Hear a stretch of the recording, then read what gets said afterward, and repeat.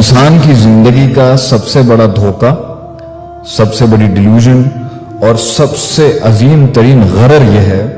कि वो समझता है कि उसकी जिस्मानी नीड्स जो हैं,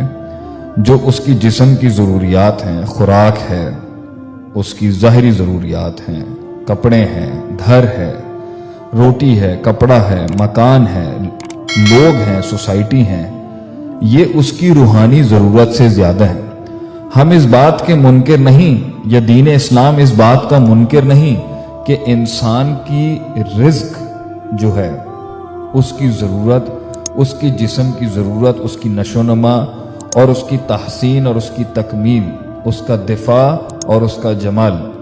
इसको एक्चुअलाइज करना और इसको पाए तकमील तक पहुंचाना उसकी बुनियादी और बेसिक नीड है और उसके राइट्स भी हैं।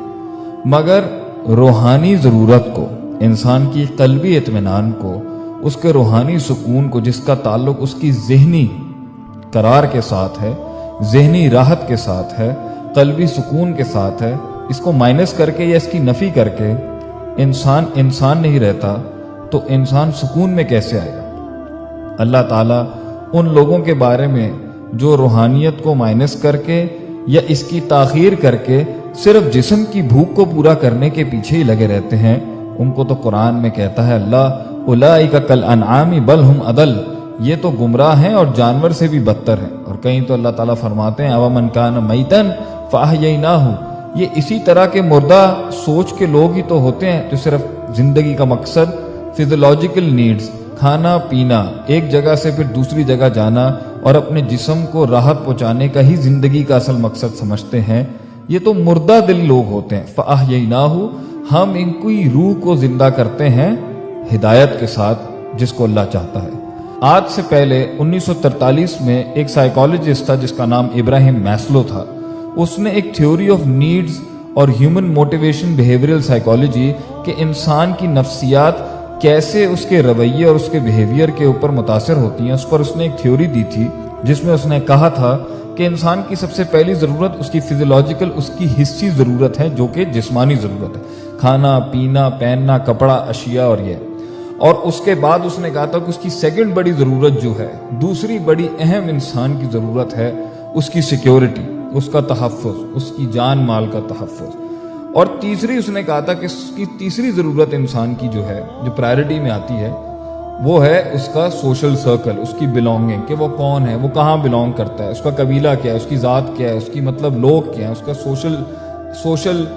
स्टैचर क्या है, उसका सोशल बिलोंगिंग क्या है, माशरा जिसे हम कहते हैं। और इसके बाद वो कहता है कि इंसान की पहले ज़ाती ज़रूरियात हैं, फिर उसके बाद उसकी तहफ़्फ़ुज़ और जिस्म की सिक्योरिटी है, फिर उसके बाद लोग हैं, फिर उसके बाद रिलीजन है, मतलब दीन है, और फिर सेल्फ एक्चुअलाइजेशन, इंसान अपनी हकीकत के कमाल के दर्जे तक पहुंच जाता है।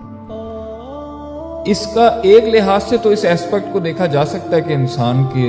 रिज़्क़ की ज़रूरत है, खाएगा पिएगा, नहीं तो ज़िंदा कैसे रहेगा। लेकिन सूरे इब्राहीम की आयत नंबर 38 के अंदर इब्राहीम अलैहिस्सलाम की उस दुआ का क्या करें, जिसके अंदर उन्होंने अल्लाह ताला से, जब उन्होंने इस्माइल अलैहिस्सलाम को और हाजरा अलैहिस्सलाम को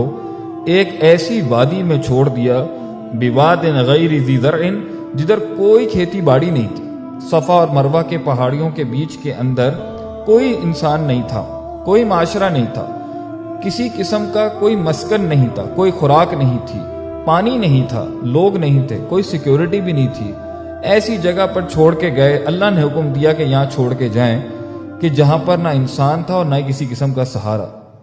तो उस वक़्त आपने अल्लाह से एक दुआ की, ऐसे आलम के अंदर जहां इंसान को पता है कि मेरे बीवी बच्चे, ना उनके पास कोई लोग हैं, ना तहफ़्फ़ुज़ है, ये सारी हायरार्की और नीड्स जो मैस्लो ने कही कि पहले जिस्म की ज़रूरत है, फिर जिस्म को तहफ़्फ़ुज़ चाहिए, फिर उसके बाद उसको माशरत चाहिए, और फिर कहीं जाके उसको दीन और स्पिरिचुअलिटी और रूहानियत चाहिए। तो इब्राहीम अलैहिस्सलाम की इस दुआ से अंबिया और इस दुनिया की बड़ी बड़ी बुजुर्ग हस्तियां जो गुजरी हैं, जिन्होंने दीन की खिदमत की और असल में इंसानियत को मकसद समझाया और उसको कमाल तक पहुंचाया अपनी परफॉर्मेंसेस और अपने अमल, अपने तज़क्कुर, अपने तफक्कुर, अपने तदब्बुर से। वो फरमाते हैं, अल्लाह ताला फरमाते हैं कुरान के अंदर उनकी दुआ, रब्बना लियुकीमुस्सलात, आपने पहली चीज जिसका कहा, या अल्लाह मैं तुझसे दुआ करता हूँ यहाँ पर मेरे घर वालों को तू नमाज पढ़ने वाला बना। रब्बना इन्नी अस्कन्तु मिन ज़ुर्रियती, اے اللہ میں اپنی اولاد کو، اپنی ذریت کو، اپنی بال بچوں کو یہاں پہ چھوڑ کے جا رہا ہوں، بواد غیر ذی زرع، ایک ایسی وادی میں جہاں پر کچھ نہیں اگتا، عند بیتک المحرم، تیرے بیت محرم کے پاس، ربنا لیقیموا الصلاۃ، کیا کام کریں وہ؟ تاکہ وہ نماز قائم کرے، اسپرچویلٹی، دین، تعلق باللہ، اقم الصلاۃ لذکری، نماز کو قائم کرنا اللہ کی یاد کے لیے، اسپرچول نیڈز، ریلیجیس نیڈز، اللہ سے قرب پہلے لائیں وہ، فاجعل افئدۃ من الناس تہوی الیہم، اور پھر تو لوگوں کے دلوں کو ان کی طرف مائل کر دے، معاشرت، یہاں پر مکہ بننا تھا اور پھر یہاں حج کا سیزن آنا تھا، اور پھر دیکھیں پوری دنیا سے لوگ آج اس جگہ پر آتے ہیں۔ دوسری چیز جو آپ نے ڈیمانڈ کی اللہ کہ اگر دین ہے، روحانیت ہے، تیرے سے تعلق ہے، تیرے سے قرب ہے، زندگی کا مقصد ہے، آخرت ہے، جنت ہے، جہنم کا کانسیپٹ ہے، نبیوں کی معرفت ہے، تیری معرفت ہے، تیری عبادت کی معرفت ہے، تو انہیں معاشرت بھی دے۔ اس سے یہ بھی ثابت ہوتا ہے کہ مسلمان اینٹی سوشل لوگ نہیں ہیں، ہم لوگوں میں، سوسائٹیوں میں رہنا چاہتے ہیں مگر دین کو پہلے پریفر کر کے، روحانیت کو پہلے پریفر کر کے، ڈیوائن کانسیپٹس کو پہلے پریفر کر کے۔ پھر دوسری چیز مانگی، وہ تھی کیا؟ یا اللہ ان کو معاشرت بھی دے، کیونکہ انسان جو ہے وہ اکیلا اس دنیا میں تنہا زندگی نہیں گزار سکتا۔ وَارْزُقْهُم مِّنَ الثَّمَرَاتِ، اور پھر تیسرے لیول پہ جا کے آپ نے کہا یا اللہ ان کو ثمرات، رزق اور کھانے پینے کی اشیاء بھی عطا فرما یہاں پر، کیونکہ انہوں نے زندہ رہنا ہے، لَعَلَّهُمْ يَشْكُرُونَ، تاکہ تیری یہ ساری نعمتوں کا وہ شکر ادا کریں۔ اللہ کے نبی ابراہیم علیہ السلام کی اس دعا سے پتہ چلتا ہے کہ ٹھیک ہے ایک لیول تو ہے کہ انسان کی بیسک نیسیسٹی، فزیولوجیکل نیڈز ہیں، اس کی ذاتی ضروریات ہیں، پھر اس کے بعد اس کا تحفظ ہے، پھر اس کے بعد اس کا جو ہے وہ معاشرت ہے، پھر معاشرت کے بعد اس کا دین ہے، روحانیت ہے، مگر اعلیٰ ترین قوموں کا اور میکسیمائز آپٹیمائز ورژنز کی قوموں کا اور ایکچولائز ورژن کی قوموں کا، اور وہ قومیں جو دنیا میں قیادت بھی کرتی ہیں، اور وہ انسان بھی جو دنیا میں قائد بنتا ہے اور نیچے سے اٹھ کے اوپر کے لیول پر آتا ہے،